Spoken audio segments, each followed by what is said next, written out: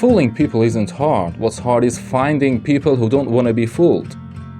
In a world where news of war breaks, a hero is created from nothing and an epic soundtrack plays behind every image, it's we who decide to believe.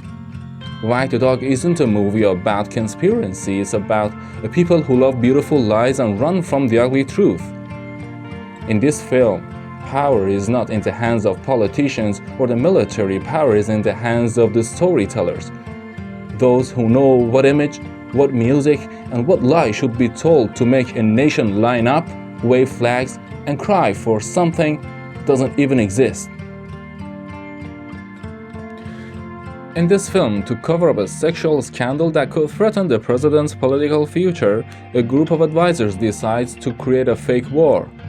A war that doesn't take place on a battlefield, but is shaped in dark media rooms, manipulating public opinion so that the crisis turns into a political victory. This decision quickly turns into a massive media project whose only aim is to divert the people from reality and feed them what they want. But the central question remains: how can truth be hidden behind a cinematic spectacle? Is attempting to escape terrorist reprisals in her village.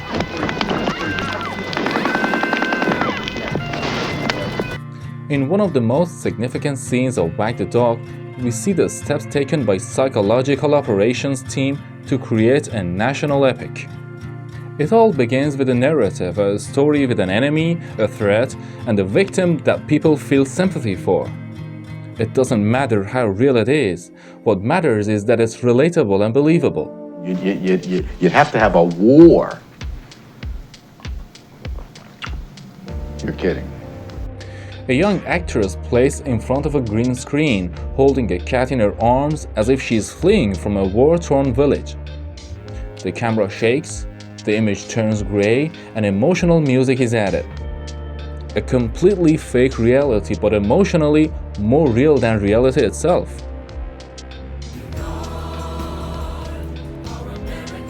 Music has a powerful effect. The music placed over the scenes creates a sense of grandeur, threat, and pride. Suddenly, an enemy that doesn't exist becomes dangerous, and a hero who hasn't been introduced yet becomes highly anticipated. They use a missing soldier as an excuse. There is no image of him, no official news, yet his name is repeatedly mentioned in the media. A song is written for him, t-shirts are printed, and people pray for his return. A hero who might even be dead or may have never existed at all.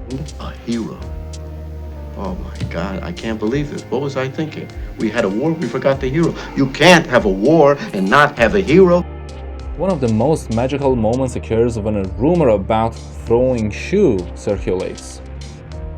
A shoe that seems to have been thrown from the heart of the homeland becomes a symbol of loyalty. The media and the public immediately turn it into a national symbol. Shoes hang on streets, songs are written about it without anyone really knowing why. Patriotism threw their tennis shoes onto the court by the hundreds, just for the old shoe. Bring him back. William Shoes, soldier.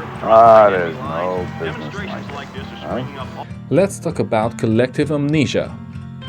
What hits us in Wag the Dog is not just a lie, it's our indifference to the truth. The people in the film are not caught up in a moral scandal because a more exciting event has come up. A fabricated war, an epic soundtrack, an imaginary hero, and with this spectacle, an entire nation officially develops political Alzheimer. People always ask why powerful entities lie. The simple answer is, though lie don't last, people's memory is even shorter. The media only needs to last long enough to the next wave to come. After that, whether it's an invasion, a war, or a tragedy, everything is forgotten, as if it never happened. Maybe you're gonna ask yourself, are we people that simple? The painful answer is hell yes, and even more so. We don't want the truth. We want entertainment, even if that entertainment comes at the cost of killing our conscience. Collective amnesia means becoming ruthless, helpless being, and eventually powerless.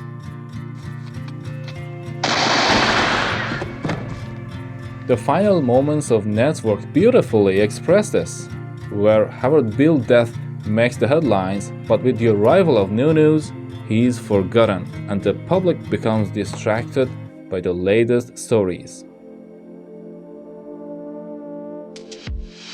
And where do we stand in the real world? We are the one pressing the next button with a fresh Twitter. We follow the latest trend. And in the midst of this, the previous disaster, the previous victim, the previous injustice becomes just another insignificant notification in our mind.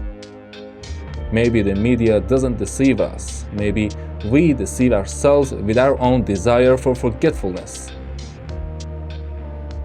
We lie to ourselves. We say democracy means choice, it means freedom, it means the voice of the people.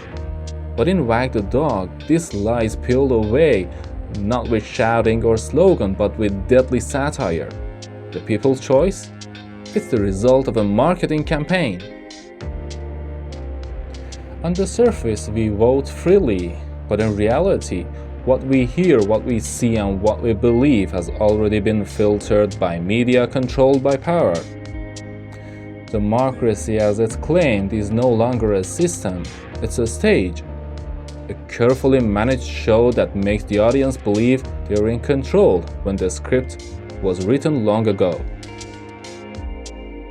The film carefully shows that the moment people sit in front of their TVs and eagerly follow news of a fake war, they're no longer voting, they are obeying. They don't vote for change, they vote for a story they like better. And that is the exact moment when democracy dies. Not by a coup, not by violence, but by heroic music, cinematic editing, and a fictional hero. Modern democracy at times is less a way for people to express their will and more a tool for giving legitimacy to professional lies. And that's more dangerous than any dictatorship, because here the people believe they are free, but they are dictated what to think, what to believe. And what's more terrifying than a slave who thinks he's a king? Who holds the real power? Politicians? Presidents? No, real power lies with those who decide what people accept as reality. In Wag the Dog, the world isn't designed by generals, it's crafted by a Hollywood filmmaker. He decides when people should cry, when they should feel proud, when to fear and when to vote. He creates heroes, designs flags, and invents national symbols out of nothing. The hero, an actor. The fleeing girl, Photoshop. The falling city, a green screen. And this is where fear begins. Because if a war can be invented, then so can peace, a disease, a hero, a threat, even an entire nation. Maybe what we call historical reality is just a studio product. Maybe the flag we died for was a set design. Maybe even the moon landing was just another Hollywood take. When people's emotions are controlled by editing, lighting, and sound, there is no need for a dictator, just a skilled director. To control a nation, you don't need logic or reality. You only need one thing, an enemy. An enemy that's terrifying, invisible, ruthless, and most importantly, manufacturable. In Wag the Dog, the enemy is chosen from a lesser-known country, a place people know nothing about, making their ignorance a perfect ground for manipulating public opinion. Why? Because the real enemy doesn't matter, real fear does. When people are afraid, they forget everything: corruption, scandal, lies. Their entire focus shifts to survival. And in this collective fear, judgment dies and obedience comes alive. Creating an enemy is an age-old tool of those in power. From communists to terrorists, from aliens to viruses, the names change, but the goal remains the same: psychological warfare to divert the mind. And the people eagerly lining up as willing victims, ready to fight a war that doesn't exist against an enemy who was never truly there.